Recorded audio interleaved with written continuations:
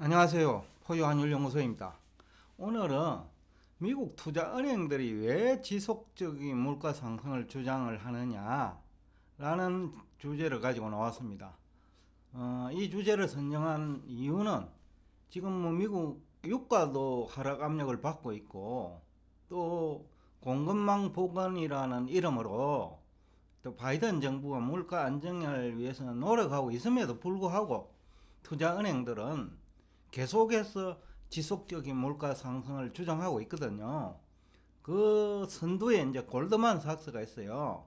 바이든 정부가 비축유 방출한다고 하니까 그거는 바닷물에 물방울 하나 떨어지는 것 효과밖에 없다. 그럼에도 불구하고 유가는 하락하고 있고요. 그런 것이 이제 대표적인데, 또 내년에 골드만삭스가 물가 상승을 핑계로 그 조기에 기준금리 인상을 2, 3차례 할 거다, 이런 얘기를 주도하는 집단도 또 골드만삭스예요. 그러면 왜 이런 미국의 투자은행들이 물가 상승을 주도하는, 그러니까 심리를 자극하는 발언을 하느냐라는 거죠. 모를 리는 없거든요.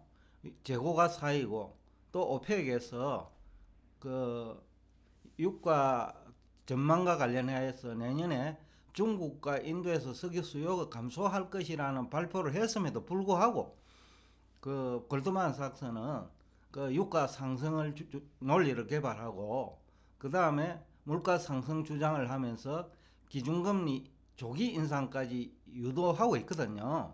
또 국내 경제 패널들은 그러한 미국의 투자은행들의 주장을 그냥 그대로 받아가지고 그 국내에서 그 여론을 형성하고 있는 게 또 현실이고, 그래서 제가 오늘 이 주제를 가지고 나왔는데, 왜 그러면 미국의 투자은행들이 지속적인 물가 상승을 주장하면서 또 소비자 물가 불안 심리를 자극하느냐는 거죠. 앞에서도 제가 이 얘기를 했는데, 미국 상장기업 3분의 2는 적당한 물가 상승의 수혜기업입니다. 그 월스트리트지 보도를 가지고 제가 얼마 전에 여러분들께 알려드렸는데, 미국 상장기업 3분의 2는 2019년과 대비해 갖고 영업실적이 50% 개선됐어요. 그러면 나머지 3분의 1도 물론 부정적인 영향을 받은 기업도 있겠지만은 약 한 20% 이상의 물가 상승 혜택을 보고 있다라고 보면 거의 대부분 기업일 거예요. 그러니까 그 투자은행 입장에서는 적당한 물가 상승이 유리한 거예요. 그래서 골드만삭스 등이 그 물가 안정이 되는 모습이 보이고 있음에도 불구하고 지속적인 물가 상승을 주장하고, 적당한 또 그 물가 상승이 유리하다는 걸 알고 있기 때문에 또 기준금리 인상까지 함께 요구하는 거예요. 그럼 기준금리 인상을 하면 또 왜 유리하냐? 투자은행들 입장에서는 금리가 소폭 상승하면 어떻습니까? 그 기업의 대출금에 대한 이자 수입이 증가하죠. 또 경기가 살아나면 대출도 증가하고, 또 경기가 살아나면 대출 채권도 안전해지고, 그러니까 주가 상승 요인이에요. 그러니까 또 기준금리 조기 인상을 주장하는 집단도 투자은행이에요.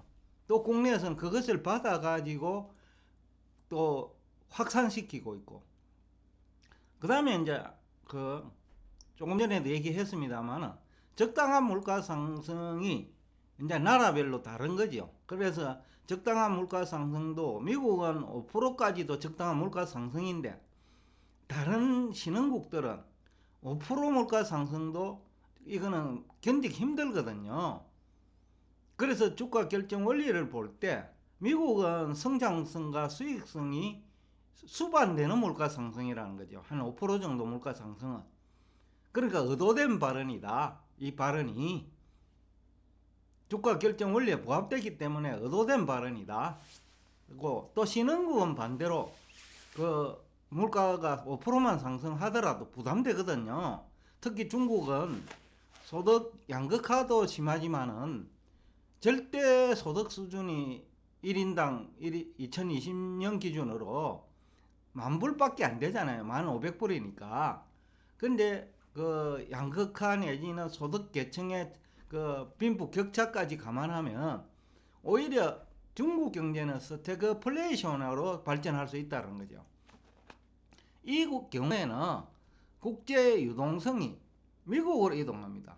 미국의 실물 경제와 미국의 금융시장이 호황을 누릴 수 있기 때문에 의도적으로 이 발언을 하고 있다고 보거든요.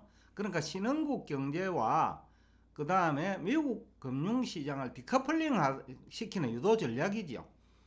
그러니까 이런 발언을 하고 있다고 보고, 우리나라 경제 전문가들은 그것도 아는지 모르는지는 알 수 없습니다만 중국 경제가 망가지면 한국 경제도 어렵잖아요.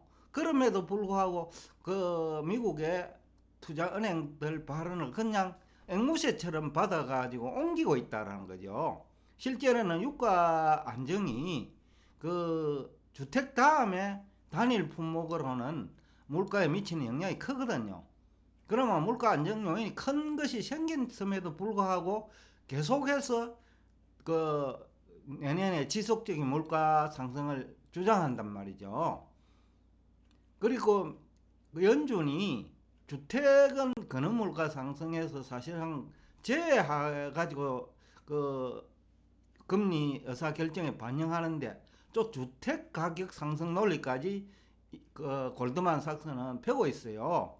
물론 주택 공급이 지난 한 10년 동안 작게 이루어졌기 때문에 상승 요인도 있고, 또 주식 상승으로, 주가 상승으로 투자자들이 돈을 많이 벌었기 때문에 부동산 시장으로 돈이 이동할 수도 있어요. 그건 뭐 설득력이 있는데, 나머지 근원물가 상승, 즉 연준이 참고로 하는 기준금리 인상할 때 그쪽은 물가 안정 요인이 이제 생기고 있다라는 거죠. 그럼에도 불구하고 지속적인 물가 상승을 주장하는 의도는 뭘까? 앞에서 한 얘기 그대로예요. 또한 달러 위상 강화도 큰 도움이 돼요. 투자은행 입장에서는.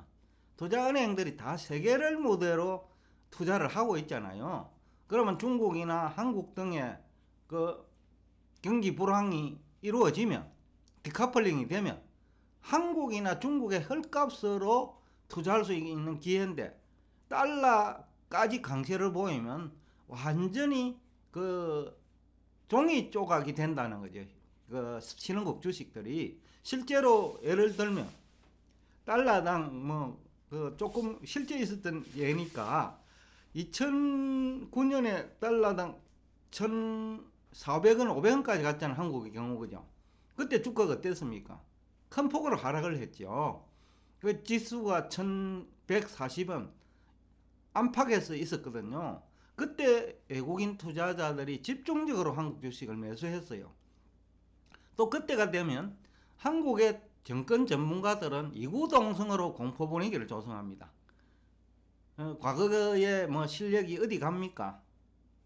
제가 볼 적에는 20년 전이나 지금이나 정권 전문가들과 경제 패널들의 실력은 전혀 향상되지 않았다고 보거든요. 그렇다고 하면 미국 투자은행들 입장에서 이용하기 딱 좋죠. 달러 위상 강화만 시켜놓으면 헐값으로 신흥국 주식을 또 주워 모을 수 있고, 또 신흥국에서 대규모 그 수익 실현할 수 있는 계기가 되고, 또 그것이 미국의 추가적인 주가 상승 내지는 미국 경제의 성장에 견인차 역할을 할 수 있거든요. 그래서 이제 그런 주장을 하고 있다고 보유 환율 연구소는 보고 있습니다. 정리하면 결국은 미국 투자 은행들 입장에서 지속적인 물가 상승을 주장을 해야 유리하다는 거죠. 그리고 또 신흥국 정시가, 신흥국 경제와 또 미국 정시와 미국 경제가 디커플링 되면 될수록 미국 투자 은행들 입장에서는 또 다른 투자 기회가 생긴다는 거죠. 그런 측면에서 이해를 한다면 왜 미국 투자 은행들이 연준의 일시적인 물가 상승을 의도된 발언임에도 불구하고 연준이 그 오판하고 있다고 얘기하거나 그렇게 몰아가고 있는 이유라고 보면 이해가 쉬울 겁니다. 오늘도 끝까지 경청해 주셔서 대단히 감사합니다.